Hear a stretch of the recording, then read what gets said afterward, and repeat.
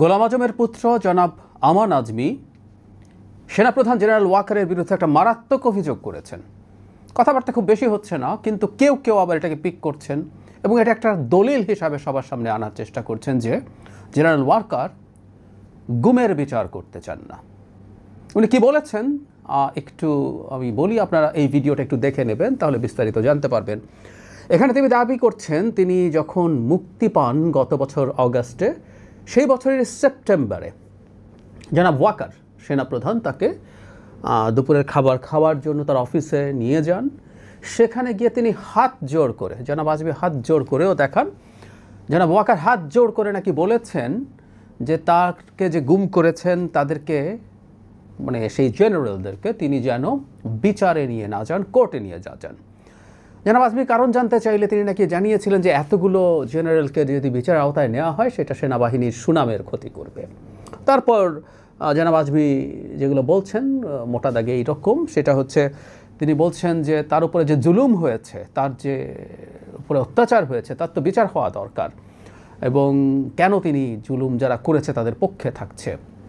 তখন জনাব ওয়াকার নাকি তাকে বলেছেন যে তারা তো চাকরি করেন ইত্যাদি ইত্যাদি। খুবই ইন্টারেস্টিং একটা ব্যাপার এখানে আছে। জনাব আজমি বলছেন যে চাকরি তাহলে তাকে করতেই হবে কেন? তার মানে আমরা এটা বুঝলাম ওই চাকরি করে এই অর্ডার অমান্য করা আসলে যায় না। উনি বলছেন যে রিজিক কি শুধু সেনাবাহিনীতে আছে? রিজিকের মালিক তো আল্লাহ, তারা তো বাইরে এসেও রিজিক খুঁজতে পারত, কিন্তু তাদের এই জায়গায় শক্ত থাকা দরকার ছিল। তারপরও মানে তাদের মধ্যে এই কথাগুলো ক্রমাগত চলে। শেষ পর্যন্ত জনাব আজমির কাছে জনাব ওয়াকার বলেন ঠিক আছে, তিনি যা ভালো মনে করেন তাই করবেন। মানে জনাব ওয়াকার এই বিচার করতে চাননি, এবং জনাব আজমি যেহেতু এখানে খুবই গুরুত্বপূর্ণ একজন গুম সার্ভাইভার, সেই কারণে তাকে অনুরোধ করেছিল। এই হলো তার বক্তব্য। যদিও গুম থেকে ফিরে আসা আরও মানুষও আছেন, মাইকেল চাকমাকে আমরা দেখেছি, ব্যারিস্টার আরমানকে আমরা দেখেছি, অন্তত এই দুজন তো ইনস্ট্যান্টলি মানে 5 আগস্টের পর, এর আগেও অনেকে গুম থেকে ফিরে আসছে। সুতরাং গুমের বিচার করার জন্য অন্যান্য মানুষকেও আসলে কাজে লাগানো যেতেই পারে।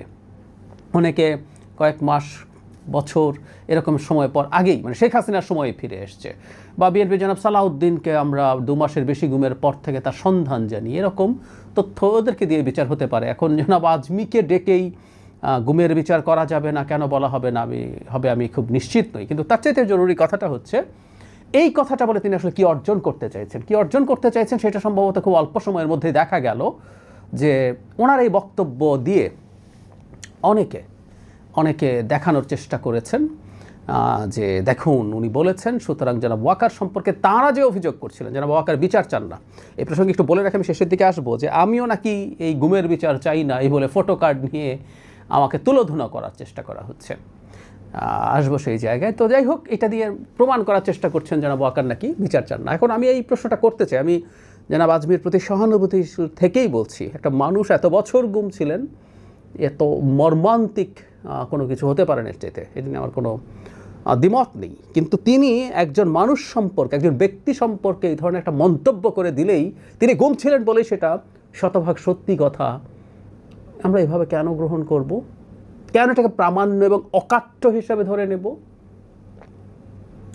আমি এটা নিতে প্রস্তুত নই। আচ্ছা, আর যদি তর্কের খাতিরে ধরে নিচ্ছে, এটা যদি হয়েও থাকে, তাকে যদি এটা করেও থাকেন জনাব ওয়াকার এই অনুরোধ, এই কথাটা এখন কেন মাঠে আনতে হচ্ছে? আমরা অলরেডি খেয়াল করছি সেনাবাহিনী সম্পূর্ণভাবে সহায়তা করছে, কমপ্লাই করছে। বেসামরিক যে আদালত, সেটার এখতিয়ার মেনে সেনা কর্মকর্তাদেরকে আদালতে নেওয়া হয়েছে, তাদেরকে জেলে পাঠানো হয়েছে, সব জেলে নেওয়া হয়েছে। যদি এমন হতো জনাব ওয়াকার এটা বাধা তৈরি করছেন, বা সেনাবাহিনী অ্যাজ এ হোল বাধা তৈরি করছে যে এদের বিচার আইসিটির অধীনে হতে দেওয়া যাবে না, তাহলে কথা ছিল তখন চাপ তৈরির উদ্দেশ্যে এটা হতে পারতো। এখন কেন, যখন উনি সব কিছুতে কমপ্লাই করছেন? সমস্যা হচ্ছে কমপ্লাই করছেন এই কারণে। এই যে আমি বলেছি এসি বাসে নেওয়া হলো কেন, প্রিজন ভ্যানে এসি কেন? এবং খুব অবাক হলাম, প্রিজন ভ্যানের ভেতরে ঢুকে একটা টিভি চ্যানেল একটা রিপোর্ট করেছে, ওই ভ্যান যখন তৈরি হয় বা কোনো একটা জায়গায়, কেন প্রিজন ভ্যানের ভেতরে ঢুকে এরকম টিভি ক্যামেরা যেতে পারলো? প্রিজন ভ্যানে নেওয়া না নেওয়ার তর্ক আমি সরিয়ে রাখছি, এখন এই আলাপ করতেই পারে, এটা যৌক্তিকতাও আছে যে তাদেরকে প্রিভিলেজ দেওয়া হবে কেন। তাদেরকে সাব জেলে রাখা হবে কেন, এগুলো নিয়েও কেউ আলাপ তুলছেন এবং এগুলোকে এখন শোরগোল করছেন। মানে একটার পর একটা বিষয় কমপ্লাই করছেন, সুতরাং একটা ঝামেলা বাঁধানোর চেষ্টা হচ্ছে। যারা আজমির এই বক্তব্যকে আমি ওইভাবেই দেখতে চাই। যখন সেনাবাহিনী এবং সেনাপ্রধান আমাদের আইসিটির সাথে কমপ্লাই করছেন সম্পূর্ণভাবে, তখন তিনি এই আলাপটা যদি সত্য হয়, আবারও বলছে একতরফা এরকম অভিযোগ করা যেটার কোনো প্রামাণ্য ডকুমেন্ট নাই, আমি দুঃখিত, একজন গুমের ভিকটিমের মুখ থেকে আসলেও সেটাকে সত্য বলে অন্ধভাবে মেনে নিতে হবে, আমি সেটা মনে করি না। আমি মনে করি না। প্রত্যেকটা মানুষের কোনো না কোনো ফর্মের মোটিভ থাকে। জনাব আজমি তো বের হওয়ার সাথে সাথে অল্প সময়ের মধ্যে তিনি জাতিসংগীত পাল্টাতে বলেছিলেন। ওনার মুখ দিয়ে তার মানে কথা বলানোর প্রবণতা আছে বা ইচ্ছা আছে, সেটা নিজে বলুন অথবা কেউ তাকে দিয়ে ব্যবহার করছেন তার এই সহানুভূতিকে। এই চেষ্টাটা হচ্ছে। আমি মনে করি এটাও কিন্তু মূলত তাদের যাদের প্ল্যান ছিল এইসবকে কেন্দ্র করে জনাব ওয়াকারকে, সেনাপ্রধানকে সরিয়ে ফেলবেন এবং সেনাপ্রধানকে সরানোর মানে হচ্ছে, উদ্দেশ্য হচ্ছে দেশের নির্বাচনকে পিছিয়ে দেয়। কারণ এই ভদ্রলোক তার নির্বাচনটা ঠিকঠাক মতো করে ব্যারাকে ফিরিয়ে নিতে চান সেনাবাহিনীকে, এবং সেনাবাহিনীর মধ্য থেকে নিম্ন পর্যায়ের সব অফিসার, প্রায় সব অফিসার, এনসিও, জেসিও, সোলজার তার সাথে অ্যালাইন্ড আছে, এভাবেই জানা যায়। সো তাকে সরাতে হবে, চেষ্টা করে পারা যায়নি। সো তার নামে যত বেশি সম্ভব কথা বলা হোক, সেটা তাদের পারপাস সার্ভ করবে, মানুষকে খেপিয়ে তোলা যাবে। এই যে উনি গুমের বিচার চান না, বলছে কে, একজন গুমের সার্ভার, এবং তিনি ফার্স্ট হ্যান্ড যে ওনাকে ডেকে নিয়ে হাত জোড় করে এই অনুরোধ করা হয়েছে। খেয়াল করি আমরা, আমি এই যে AC bus, AC prison van এবং তাদেরকে সাব জেলে রাখা নিয়ে যখন কুতর্ক হচ্ছে, আমি আবারও বলি যে এই মুহূর্তে এগুলো তর্কের সময় না। তাদের বিচারটা হওয়া জরুরি। বিচারটা ঠিকঠাক মতো হয় কি না, কোনো কোনো ক্ষেত্রে যদি একটু বেশি প্রিভিলেজ তারা পেয়েও থাকেন, সেটা যদি আইনের মধ্যে হয়, আপাতত আমরা শোরগোল না করি, কারণ আমরা খুবই ভলেটাইল একটা সিচুয়েশন, খুবই অস্থির একটা সময়ের মধ্য দিয়ে যাচ্ছি। সেটা বলছিলাম যে তাদের বিচার যেভাবে প্রসেসে চলছে, তারা কমপ্লাই করছেন, বিচারটা ঠিকঠাক মতো হোক। কিন্তু এগুলোরই আলাপ করে আমরা সেনাবাহিনীকে যদি প্রশ্নবিদ্ধ করি, তাহলে এই বিপদটা আমাদের সামনে আছে। এই বিপদ বলতে যে অংশটুকু, এই অংশটুকু করে ফটো কার্ড বানানো হয়েছে, এবং আমি অনেককেই দেখলাম তথাকথিত ইন্টেলেকচুয়ালরা কেউ কেউ ওই ফটো কার্ড শেয়ার করে আমাকে তুলোধুলো করছেন, যাদেরকে মনে করা হয় কারো কোনো দলের সাথে কানেক্টেড, অ্যালাইন, ইন্টেলেকচুয়াল সাপোর্ট বা ইনপুট দেন সেরকম মানুষজন। আমার ভিডিওটাও শোনার কারো আগ্রহ হয় নাই। এই ঘটনা ঘটছে সমানে।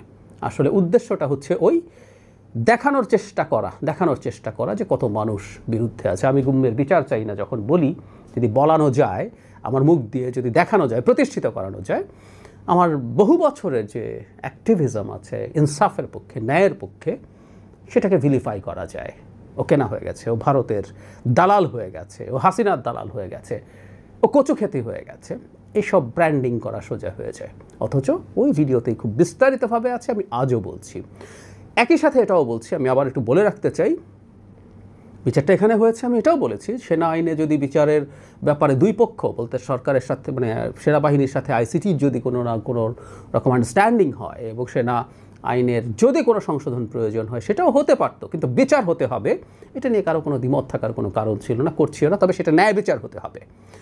পালিয়ে গেছে ডিজিএফআই চিফরা, এখন ডিরেক্টররা সবাইকে ঘরে দরে এখানে অ্যাকিউজ করা যথেষ্ট যৌক্তিক কিনা, এই প্রশ্নগুলো আসতে হবে। এগুলো আমরা কোর্টে ন্যায় বিচারের মাধ্যমে প্রতিষ্ঠিত হবে বলে আমরা বিশ্বাস করতে চাই। যদিও ডিজিএফআই নিয়ে সোফার আমরা যেসব জিনিস দেখেছি, যে লিগাল ফ্রেমওয়ার্কই সেই অর্থে নাই, সেখানে কি হতে পারতো না পারবো। এবং আমি অলরেডি বলেছি, জনাব আমান আজমি নিজেও বলছেন যে মানে ওখানে এইটা না করতে গিয়ে তাকে চাকরি ছেড়ে দিতে হতে পারতো। সুতরাং আমরা পরিস্থিতিটা বুঝতে পারি যে এখানে আসলে তাদের কার কী করার ছিল। তারপরও আমি মনে করি এই ঘটনাগুলো নিয়ে তাদের যদি জ্ঞাতসারে হয়ে থাকে, সেটা নিয়ে কী করার ছিল, কী করতে পারতেন তারা, কিছু যদি করার না থাকে, সুপিরিয়র কমান্ড রেসপন্সিবিলিটি, এটা কি কোনোভাবে যাদেরকে অন্তত এখন কাস্টাডিতে রাখা হয়েছে তাদের ওপরে আসে কি না, এগুলো টেকনিক্যালিটিস আছে, এগুলো নিয়ে তাদের আইনজীবীরা শুনানি করবেন, সরকার পক্ষ বা রাষ্ট্রপক্ষ শুনানি করবেন, এবং আমরা বিশ্বাস করি এটা তো অবশ্যই শেখ হাসিনার আদালত না। সুতরাং এখানে ন্যায় বিচার হবে এবং ন্যায় বিচারের মাধ্যমেই নির্ধারিত হবে কার শাস্তি প্রাপ্য। জেনারেলি সেনাবাহিনীর দিকে বা সেনাবাহিনীর কিছু অফিসারকে কোনো না কোনো ফর্মে আমরা বিচার করে ফেলবো, শাস্তি দিয়ে ফেলবো, এই অন্যায়টা কোনোভাবেই হতে দেওয়া যাবে না যদি তারা কেউ এটার সাথে দায়ী না হন। শুধুমাত্র আমাদের ক্ষোভ আছে, আমাদের বিক্ষোভ আছে, আমাদের রাগ আছে, সেটাকে চরিতার্থ করার জন্য। এবং যেহেতু সুপিরিয়র কমান্ড রেসপন্সিবিলিটির মূল লোকগুলো আমাদের হাতে নাই, শেখ হাসিনা নাই, ডিজিএফআই চিফরা সবাই ভারতে পাড়ি দিয়েছেন, তখন আর কেউ করে ফেলবো, সেরকম কিছু যাতে না হয়। আমি আবারও বলছি, যাদেরকে ধরা হচ্ছে তাদের মধ্যে কেউ যে এর মধ্যে জড়িত নন আমি সেটাও নিশ্চিত করে বলছি না, আবারও বলছি এগুলো প্রত্যেকটা কোর্টের হাতে যাক। কিন্তু এই চর্চাটা জনাব আমান আজমি অত্যন্ত খুবই দুঃখজনক একটা কাজ করলেন। তার মতো মানুষ তিনি নিজে করুন অথবা কারো প্ররোচনায় করুন, উনি দেশের অস্থিতিশীলতার মধ্যে এমন একটা কাজ করেছেন যেটা অস্থিতিশীলতা আরও বাড়িয়ে দেবার খুবই সম্ভাবনা আছে।